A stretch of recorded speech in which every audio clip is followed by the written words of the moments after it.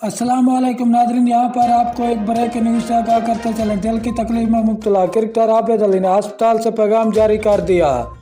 हम आपको मुकम्मल अपडेट से आगाह करेंगे। इससे पहले अगर आप हमारे चैनल पर न्यू हैं या पहली बार विजिट कर रहे हैं तो चैनल सब्सक्राइब करें, साथ दिए गए बेल आइकन ऑल पर कर दें, शेयर करें, कमेंट करें ताकि हर नई आने वाली वीडियो आप तक बआसानी पहुँचती रहे। तो आपका कीमती वक्त ज़ाय किए बगैर चलते हैं वीडियो की तरफ। टेस्ट क्रिकेटर आबिद अली ने कहा है कि वो ठीक है बुध को,